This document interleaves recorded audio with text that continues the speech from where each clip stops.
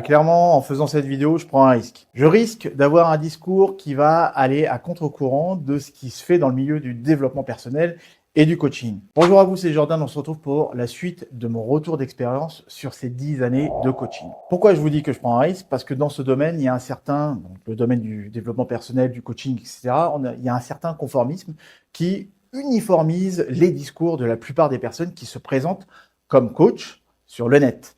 Et je ne parle même pas des publicités sur YouTube et les formules séduisantes qui prennent souvent le pas sur la profondeur et la réalité. T'as tel problème, sache que t'es pas seul, sache que ce n'est pas ta faute. Moi aussi, je vivais la même chose que toi. Et pour toutes ces raisons, je suis la personne la mieux placée pour te vendre ma solution miracle. Alors là, ce type de discours copié-collé américain qu'on retrouve dans les vidéos de publicité américaines, etc., ça, ce copier-coller, on le retrouve partout. J'en ai déjà parlé dans ma vidéo précédente. Depuis que je blogue, je l'entends, mais chaque année, etc. Bref, je prends ce risque parce que, sincèrement, moi, ça me peine de voir des personnes qui vont se faire berner par le fantasme du coaching, comme j'ai pu en parler dans la précédente vidéo. Si c'est pas le cas, bah, vous pourrez la regarder directement là sur la petite fiche qui va apparaître à votre écran. Et ce type de discours qu'on va voir véhiculé par ce fantasme du coaching, eh ben, il va être aussi propagé par tous ces gens qui vont vous promettre de gagner des milliers d'euros juste en restant chez vous depuis votre canapé, avec des personnes qui vont vous dire comment ça se fait que vous, en tant que coach, vous ne soyez pas millionnaire.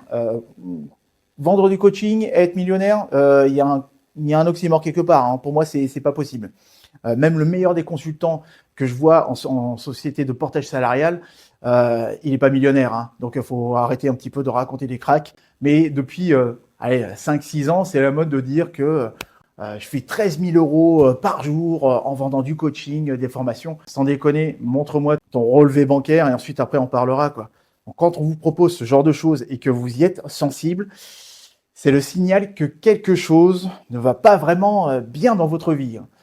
Méfiez-vous toujours, car les personnes qui se servent de la détresse professionnelle, psychique ou autre, voire même le manque de clients, le manque d'argent, et ça je sais très bien qu'il y a pas mal de coachs, le fait de manquer d'argent, de manquer de clients, ça peut les rendre un petit peu dingues là-dessus. Hein. Et il y en a beaucoup, et c'est un des premiers leviers utilisés sur Internet de jouer sur cette détresse. Et c'est ce que l'on appelle du racolage, tout simplement. Cette idée qu'il suffit de suivre quelques étapes toutes faites ou de rejoindre un réseau pour transformer sa vie, ces illusions coûtent très cher financièrement et émotionnellement à toutes les personnes, à ceux et celles qui y croient. Et pourtant, moi, je continue d'y croire aussi.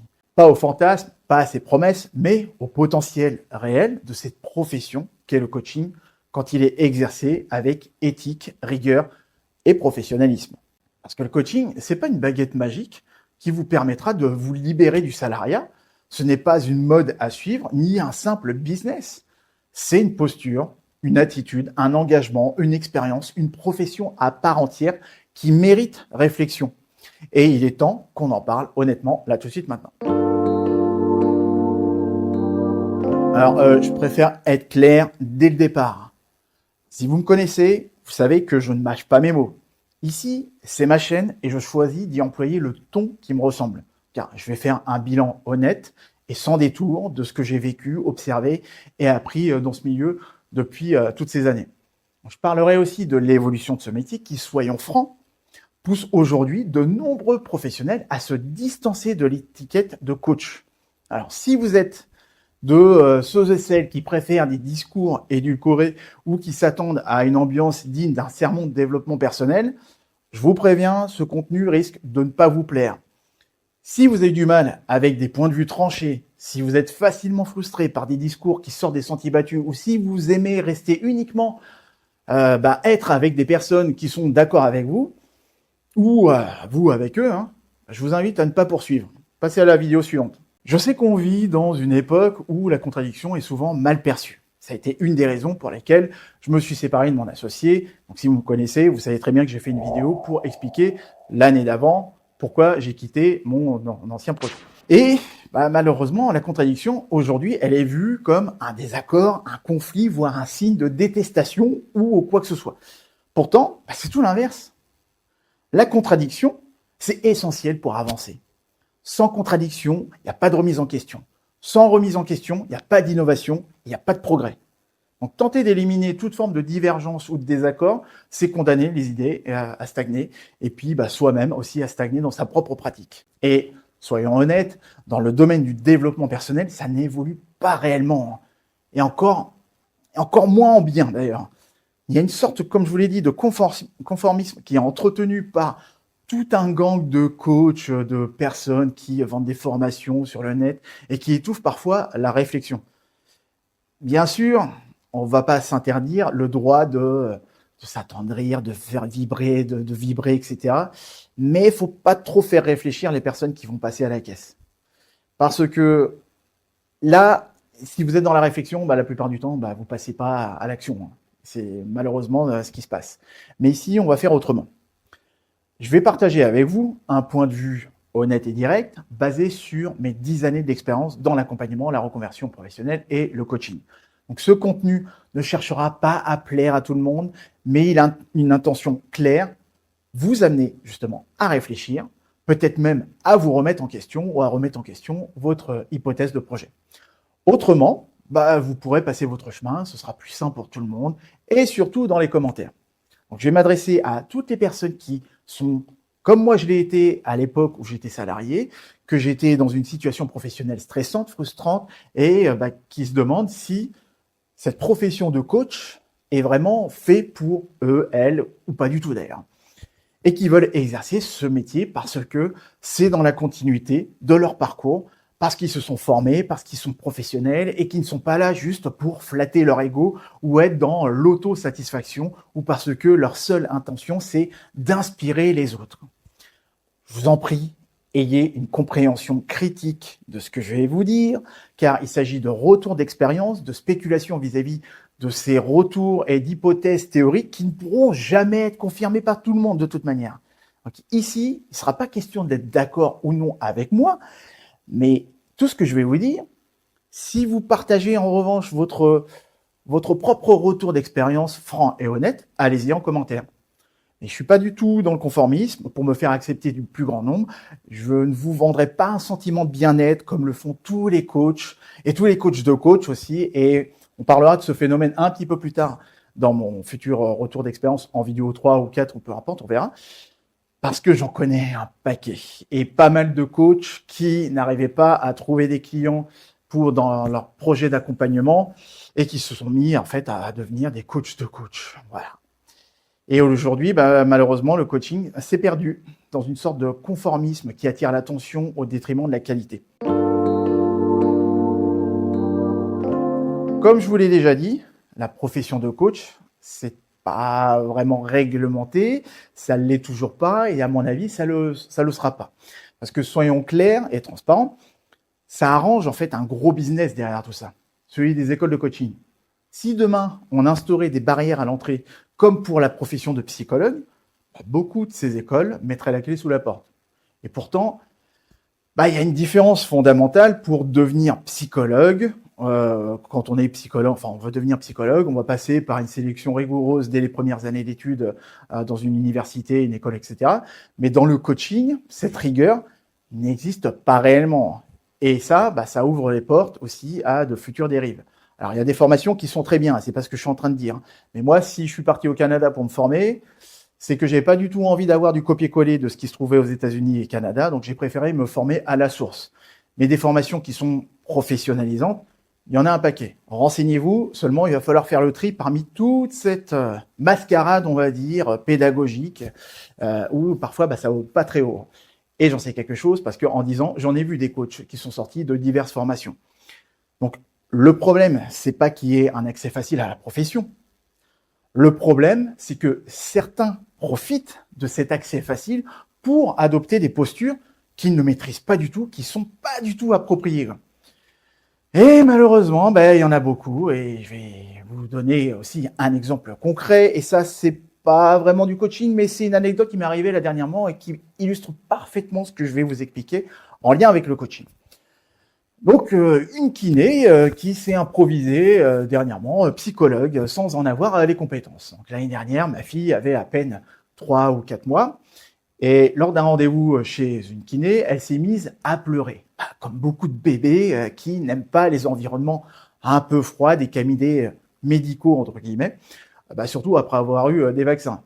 Et là, qu'est-ce que cette kiné a osé dire à ma compagne, qui est psychologue de métier, mais elle ne le savait pas, que notre fille était hypersensible.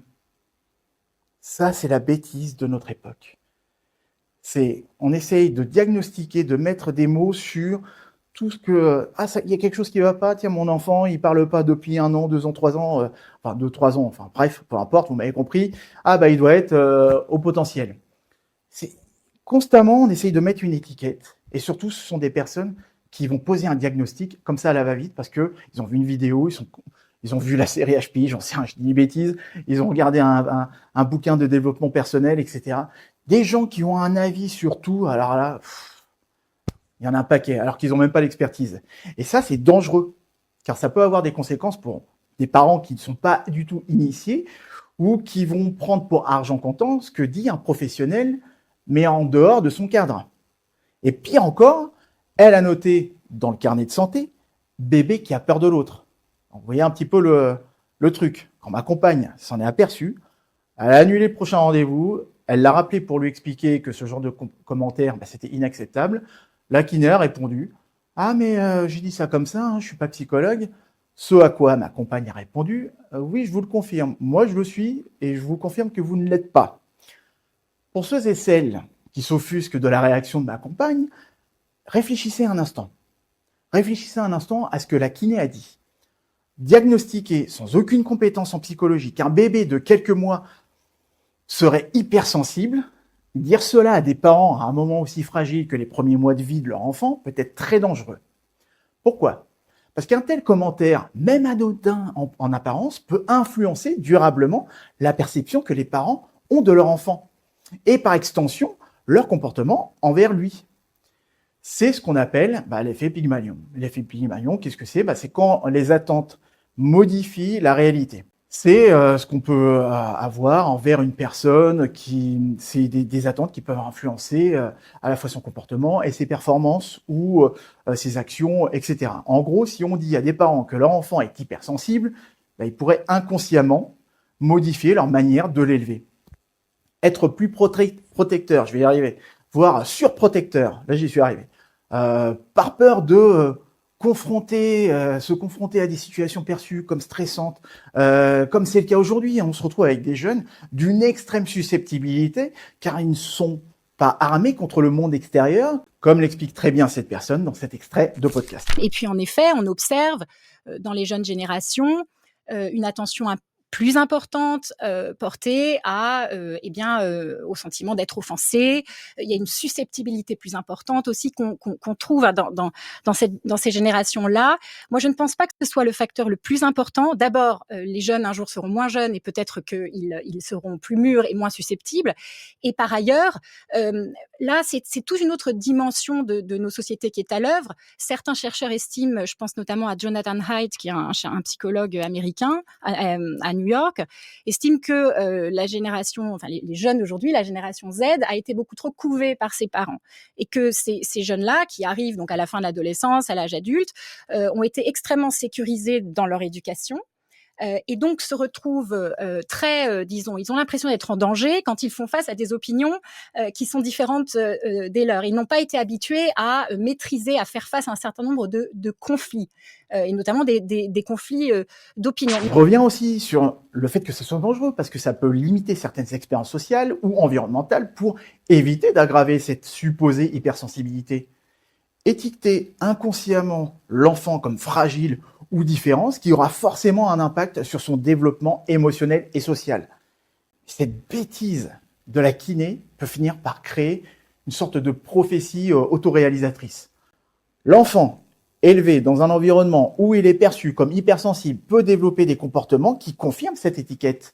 Non pas parce qu'il était au départ, mais parce que son environnement a été modifié en fonction de ce diagnostic complètement con, non fondé. Désolé du terme, ça m'a échappé. Et ce genre de comportement, moi, qui m'insupporte. Et ça, c'est complètement dangereux. Et vous allez mieux comprendre le lien avec mon bilan et le coaching et l'évolution du coaching. Donc, on ne s'improvise pas, en fait, psychologue, pas plus qu'on ne s'improvise coach. Lire un bouquin d'Anthony Robbins ou de développement personnel, peu importe le bouquin, ne fait pas de vous un professionnel. Et pourtant, des gens comme cette kiné, on en croise partout sur Internet. Leur manque de méthode et leurs affirmations infondées peuvent formater les esprits, voire causer de vrais dégâts.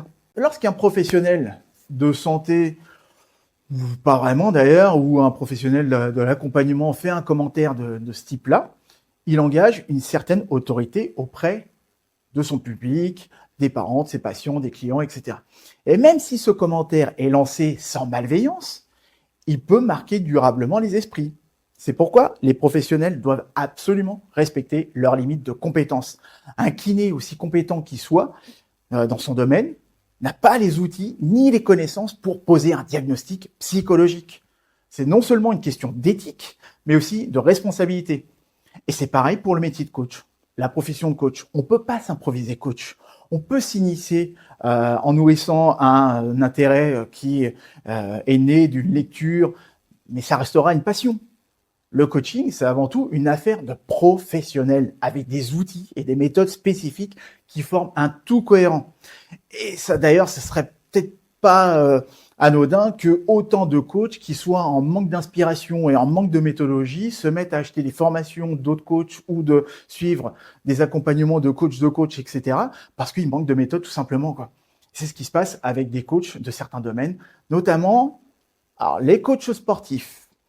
Vous allez voir, aussi bons qu'ils peuvent l'être dans leur domaine, il y a une sorte de dérive qui se passe avec certains coachs sportifs. La plupart du temps, ils vont passer de cette posture de coach sportif à coach de vie, voire même coach, business coach ou quoi que ce soit. Et malheureusement, on a vu se développer depuis plus d'une dizaine d'années des pseudo-coachs qui ternissent un petit peu l'image de toute la profession. Et parmi eux, tous ont fait le choix de soit ils surfent sur la surmotivation avec des discours racoleurs et poétiques. Bien évidemment, je ne dis pas que c'est le cas pour tout le monde, mais je le constate qu'il y a beaucoup de personnes, et je vais vous en donner un extrait là tout de suite maintenant. N'oubliez pas que même si ça ne va pas, le soleil est dans nos cœurs et que c'est important d'avoir de la gratitude. On se rappelle des toutes petites choses simples. Je me suis plaint de pas aimer mes chaussures et j'ai vu à côté que lui, il avait même pas de pied. Certes, c'est un petit peu excessif, mais pourtant, combien il y en a qui tiennent ce type de discours? Ce sont d'ailleurs pas des coachs, ce sont des marchands de surmotivation. Ce sont des personnes qui surfent sur la vague de la motivation extrême. C'est ce qu'on peut retrouver avec la mode des salles de sport, avec les discours qu'on peut retrouver dans les salles de sport. C'est comme ça qu'on voit des coachs sportifs devenir au fil du temps des coachs de vie. Alors c'est bien l'évolution, bien évidemment, mais leur stratégie, c'est quoi derrière? La plupart du temps, il y en a beaucoup qui ont des discours parfois racoleurs, plein de slogans clichés comme « si tu veux, tu peux » ou encore « le seul frein, c'est toi ». Et ça, c'est une approche inspirée des modèles américains, comme je vous l'ai dit tout à l'heure, mais ces approches qui font culpabiliser ceux qui échouent ou qui n'atteignent pas leurs objectifs. On les fait passer pour des faibles, des losers ou des manqueurs de volonté. Et le problème, c'est que ce discours, qui peut être énergisant sur le moment, ils ont ce que j'appelle le syndrome du poivron. C'est-à-dire que c'est beau et lisse à l'extérieur, mais à l'intérieur, c'est creux. Creux et déconnecté des réalités individuelles ou structurelles. Et je trouve d'ailleurs qu'il y a beaucoup de similitudes entre ces discours et, ça va pas vous plaire, mais le discours de Macron. Après, il y a la bienveillance candide. À l'autre extrême, on va trouver des coachs qui prônent une bienveillance exacerbée, en flattant leur audience avec des messages du type « tout va bien se passer, l'univers est de ton côté ». Ces discours peuvent être rassurants et réconfortants pour certaines personnes, et je peux le concevoir. Mais dans la réalité, ils permettent d'être dans une sorte de mécanisme de défense que l'on appelle l'évitement, voire le déni, ou une forme de déresponsabilisation. Comme si vous n'étiez pas maître de vos choix. On évite soigneusement de parler d'effort, de discipline ou de prise de responsabilité. On va vous promettre une transformation presque magique, basée sur des forces supérieures, et résultat, au lieu d'aider les clients à s'ancrer dans la réalité, à prendre des décisions concrètes, ils les maintiennent dans une posture passive et parfois infantilisante. Et là, dernièrement, on voit apparaître aussi des radicaux de la déresponsabilisation. Alors ça, comment en parler? Ça, c'est une nouvelle tendance qui m'inquiète un petit peu, quoi. Parce que c'est une tendance qui a émergé il n'y a pas longtemps Et c'est en gros des gens qui ne se disent pas être coach parce qu'ils vont peut-être exécrer les coachs aussi, mais ils vont avoir quand même une posture de coach. Mais eux donnent plutôt des conseils, on va dire ça comme ça. Et ils sont très souvent dans l'idéologie radicale du contre-salariat, du méchant, c'est le manager, c'est le directeur de la boîte. Voilà, vous allez être exploité parce que vous êtes salarié. Ça, c'est une stratégie très simple. Adopter un discours cynique où le monde professionnel devient le bouc émissaire de tous les problèmes de leurs clients ou de leur audience. Et ces personnes tiennent des discours de rejet qui me font d'ailleurs penser à certains extrêmes de la politique. Le but est de faire déculpabiliser leur audience en leur disant que leurs difficultés viennent exclusivement de l'environnement extérieur, de leur entreprise, de leur manager, du système. Ils sont anti-système. Même si moi, je peux aussi tenir des discours en disant que oui, effectivement, il peut y avoir des systèmes qui ne sont pas très justes et qui amènent les gens à être dans l'exploitation. Et peut-être que tout simplement, c'est un modèle économique qui amène à cette forme d'exploitation, comme moi quand j'étais consultant. Le jour où je me suis dit, je gagnerais beaucoup plus ma vie en me mettant à mon compte que plutôt de travailler pour une entreprise qui interfère entre un client et moi. Bah oui, mais c'est pas pour autant que je suis anti-système. Par contre, je me suis servi de ce système comme un tremplin qui m'a permis ensuite après de me mettre à mon compte. Donc ce type de discours de rejet, c'est un discours qui peut être libérateur, mais il repose sur une déresponsabilisation totale. Il évite aux gens de se remettre en question ou de chercher des solutions concrètes à leur propre blocage. En gros, tout ce que je viens de vous dire sur ces trois types d'approche du coaching, forme de coaching, on est sur tout ce qui vous amène en fait à être dans l'évitement de la réflexion, dans l'évitement de cette pensée qui peut être dans l'intellect et qui vous amène à trouver vos propres ressources, réfléchir par vous-même, accepter le problème que vous avez, et puis une fois que vous avez identifié ce problème-là, vous identifiez plus facilement vos peurs. À partir du moment où vous acceptez et vous les identifiez ces peurs-là, c'est beaucoup plus facile. Mais le problème, c'est qu'on va minimiser tout ce que vous avez pu voir, et c'est comme ça qu'on se retrouve aussi avec des coachs qui vont prendre une posture de psychologue et qui vont continuer à travailler avec des personnes alors qu'ils ont des problèmes vraiment beaucoup plus psychiques, psychologiques, etc. Et les impacts aussi de ces dérives sur la profession, donc ces trois tendances-là que je viens de vous expliquer, qu'elles soient différentes, elles ont toutes aussi un autre point commun, c'est qu'elles desservent la profession de coach professionnel. Pourquoi ? Parce qu'elles détruisent la crédibilité de la profession, parce qu'à force de discours simplistes et racoleurs, le public finit par voir le coaching comme une arnaque ou une mode creuse et non comme une profession sérieuse. Ça nuit aussi aux clients, bien évidemment. Ces approches, au lieu d'aider, laissent souvent les clients dans un état de confusion, d'immobilisme, voire même aussi de frustration. Résultat, c'est moi qui me les récupère. Et j'ai déjà accompagné une personne qui m'a raconté que son coaching a duré toute l'après-midi et que le mec a parlé 90% du temps. Donc ça, c'était pas du coaching. Et ça renforce aussi les stéréotypes. Parce que ces approches qui alimentent l'idée que les coachs sont soit des gourous, soit des vendeurs de rêves, ça rend encore plus difficile l'exercice du coaching et le fait d'être pris au sérieux. Car c'est bien connu, ce ne sont pas les meilleurs qu'on voit sur le devant de la scène, mais ceux qui parlent le plus et qui savent bien parler aussi. Donc la forme plus que le fond. N'est-ce pas là la tragédie de notre époque ? Il n'y a qu'à voir en politique.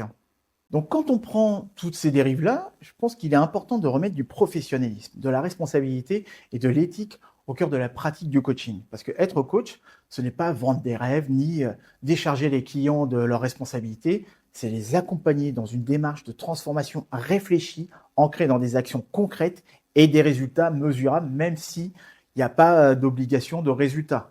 Mais il faut aussi accepter que tout ne dépend pas uniquement du client. Parce que oui, le coaching, c'est une co-construction. Il y a des facteurs extérieurs, des contextes sociétaux ou professionnels qui influencent les trajectoires de chacun, de chacune. Mais en tant que coach, notre rôle, c'est de guider nos clients pour qu'ils trouvent en eux leurs propres ressources et les ressources nécessaires pour naviguer dans toute cette complexité. Et vous allez voir aujourd'hui que tous ces pseudo-coachs qui, la plupart, sont là que pour eux-mêmes, ont plus intérêt à vous vendre une émotion plutôt qu'un résultat pour vous faire passer à la caisse. Même si, je vous l'ai dit, en coaching, il n'y a pas une obligation de résultat, mais il y a une obligation de moyens. Je vais m'arrêter là. D'ici là, si vous avez un retour d'expérience à faire, lâchez-vous dans les commentaires. Mais attention, Les commentaires non constructifs, haineux et sans analyse, c'est suppression directe. On est entre adultes civilisés, instruits, donc je compte sur vous. D'ici là, prenez soin de vous et des autres et osez briller dans votre vie.